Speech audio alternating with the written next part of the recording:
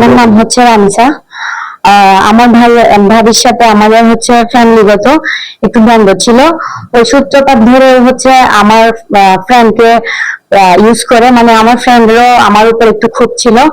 ওই বিষয়টা নিয়ে ওরা দুজনে মিলে আমার ছবি, আমার ফ্যামিলির, আমার হাজবেন্ডের সবার ছবি নিয়ে ফেসবুকের মধ্যে অপপ্রচার চালাইছে। তারপর হচ্ছে আমার আর আমার হাজবেন্ডের পার্সোনাল ভিডিও আমার ফোন থেকে আমার ফ্রেন্ডের মাধ্যমে নিয়ে গিয়ে আমার ভাবি ওর রিয়েল আইডি থেকে হচ্ছে পোস্ট করছে। আমার আত্মীয় স্বজন সবাইকে হচ্ছে পার্সোনালি দিচ্ছে, আবার ওর আইডিতে হচ্ছে পোস্ট করছে। এই বিষয়ে হচ্ছে আমি সাইবার ক্রাইমের মামলা করেছি। কি হচ্ছে নিজের প্রপাগান্ডা চালাচ্ছে ফেসবুকে আপনার ভাবি? জি জি। আপনার ভাবি কেন ক্ষিপ্ত হইলো আর হচ্ছে কেন প্রপাগান্ডা চালাচ্ছে? এই প্রপাগান্ডা কেন আপনাদের ফেসবুকে যে ধরনের রিউমার গুলো চালাচ্ছে, এটা আপনার কি ধরনের হ্যারাসমেন্ট হচ্ছে দেখতে চান? হ্যারাসমেন্ট বলতে হচ্ছে ওর সাথে আমাদের 1 বছর আগে হচ্ছে একটা মারামারি বিষয়, মানে একটা ওদের জন্য আমরা একটা মামলা করি, যেহেতু আমাদের বাসায় এসে আমাদের সাথে মারামারি করে, একটা ঝামেলা করে অনেক বড় সবার সাথে, ওই জন্য একটা আমরা এই মামলা করি। ওই জন্য ওইটার উপরও আমাদের উপর অনেক ক্ষেপ।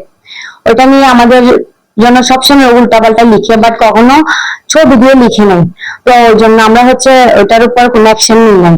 আর আমার ফ্রেন্ড হচ্ছে আমার ফোন দিয়ে সবসময় ভিডিও করতো, ছবি তুলতো। ও ওগুলোর মধ্যে আমার পার্সোনাল ভিডিওটা কখন নিয়ে ফেলছে আমি বলতে পারি না। ওই আমার পার্সোনাল ভিডিওটা আমার ফ্রেন্ড নিয়ে ওকে দিছে, ও এগুলা করতেছে আর কি, ওর আইডিতে ছাড়ছে। এমনকি আমার হাজবেন্ড কেও বলতেছে নাকি আমি নাকি ভিডিও বিক্রি করি, আমি ছবি বিক্রি করি। আমার হাজবেন্ড আমাকে এখনো ছাড়তেছে না কেন। তারপর আমি ওদের কাছে জিজ্ঞাসা করি ওরা কি চাই। ওরা আমাকে বলছে ওরা কোনো সমাধান চায় না, ওরা চাই হচ্ছে যতক্ষণ না আমার সংসার ভাঙবে ততক্ষণ না ওরা এগুলা করেই যাবে। তো এত ভয় পেয়ে চলবে না, যা হয়ে গেছে যা করে ফেলছি করছি। তবে আমাদের কাছে তো রামিসার আসল একটা ডকুমেন্টস আছে, তাই না? এতদিন আমরা ফাঁকাফাঁকি করছি, সব পোস্ট দেন। আপনি যদি থেমে যান তাহলে মনে করবে তো ডরাইছে, থেমে গেলে হবে না। দক্ষিণ এশিয়ার গ্রুপটাতে বেশি করে দেন। আগের পোস্ট ডিলিট করার দরকার নেই, আবার পোস্ট দেন। আগেরটাও থাকুক এটাও থাকুক, ডিলিট করার কোনো দরকার নাই। আর আমি যাদেরকে যাদেরকে পাঠানোর ওদের আত্মীয় স্বজন কলা কৌশলী সবাইকে ফাটাই দিছি। হামলা করছে কি করে নাই সেটা সময় হলে দেখা যাবে। মেহেরাবকে ওরা ধরতে পারবে কিভাবে? ও তো ওর রিয়েল পরিচয় কাউকে দেয় নেই, তাই না? তো ওকে তো ধরা যাবে না। আর তোমার আমার তো পরিচয় আছে। ভাই আমি যে টেনশন আছি বলার বাহিরে, আমি ঘুমাইতে পারতেছি না টেনশন। ওরা নাকি মামলা করছে, প্লাস আব্বু শুনছে, আমাকে বলছে ঘরে রাখবে না, ঘর থেকে বাইরে যাইতে। আমার ফ্রেন্ড হচ্ছে আমার উপর খুব হচ্ছে যে ওর আগে একটা বিয়ে হয়েছিল, তো রিসেন্ট ও চলে আসছে ওই ঘর থেকে, ওকে ছেড়ে দেয় নাকি ও ডিভোর্স দিয়ে দেয়, চলে আসে। ও চলে আসার পর হচ্ছে যে এখন একটা ছেলের সাথে রিলেশন করে, যেহেতু আমার সাথে ভিডিও করে সবকিছু করে, ও আমার সাথে অনেক ক্লোজ দেখছে। ওই ছেলেটা নাকি আমাদের এলাকা থেকে খবর নিছে যে ওর মানে ওর বিষয়ে জানতে পারছে যে ওর আগে একটা বিয়ে হয়েছে। তো তারপরও হচ্ছে শিওর হওয়ার জন্য আমার থেকে জাস্ট জিজ্ঞাসা করছে যে রামিসা তিশার কি আগে একটা বিয়ে হয়েছিল? আমি বলছি হ্যাঁ ভাইয়া বিয়ে হয়েছে। তো আমি এখন তিশা বলতে চাচ্ছে যে আমি কেন বললাম যে ওর একটা বিয়ে হয়েছে, ওই জন্য হচ্ছে ও আমার উপর খুব। আমার আর আমার হাজবেন্ডের পার্সোনাল মুহূর্ত নিয়ে ওরা হচ্ছে আমার ফোন থেকে নিয়ে যে এগুলা করতেছে। আপনারা সবাই খোঁজ খবর নিয়ে দেখতে পারেন যে এগুলা কতটুকু সত্য। আসলে হচ্ছে আমার আগের এসব কোনো রেকর্ড নাই সোশ্যাল মিডিয়াতে। এগুলো হচ্ছে আমাদের পার্সোনাল মুহূর্ত নিয়ে ওরা এগুলা করতেছে।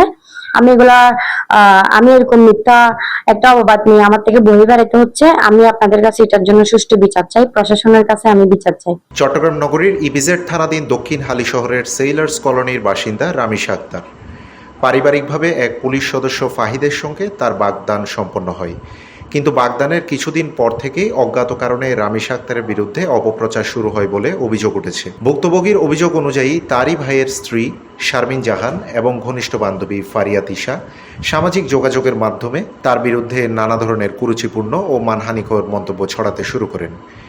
গত ফেব্রুয়ারি মাসের শেষ দিকে ফেসবুকের একটি গ্রুপে শারমিন জাহান প্রথমে রামিসা আক্তারের নামে বিভিন্ন ধরনের কুৎসা রটাতে থাকেন বলে অভিযোগ করা হয়। পরে ধীরে ধীরে বিষয়টি আরও ছড়িয়ে পড়ে এবং তাদের ব্যক্তিগত আইডি থেকেও এইসব পোস্ট বিভিন্ন গ্রুপে ছড়িয়ে দেওয়া হয় বলে দাবি করেন রামিসা।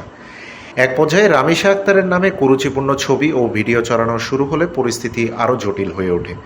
এতে মানসিকভাবে ভেঙে পড়লেও শেষ পর্যন্ত আইনের আশ্রয় নেন তিনি। চলতি মার্চ মাসে রামিসা আক্তার তার ভাইয়ের স্ত্রী শারমিন জাহান এবং বান্ধবী ফারিয়া তিশার বিরুদ্ধে সাইবার ট্রাইব্যুনালে একটি ফৌজদারি অভিযোগ দায়ের করেন।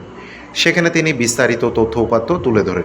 অভিযোগে রামিশা আক্তার জানান, প্রথমে তিনি ইপিজেড থানায় মামলা করতে গেলে কর্তব্যরত পুলিশ কর্মকর্তার পরামর্শে সাইবার ট্রাইব্যুনালে অভিযোগ দায়ের করেন। বর্তমানে বিষয়টি তদন্তাধীন রয়েছে। সচেতন মহলের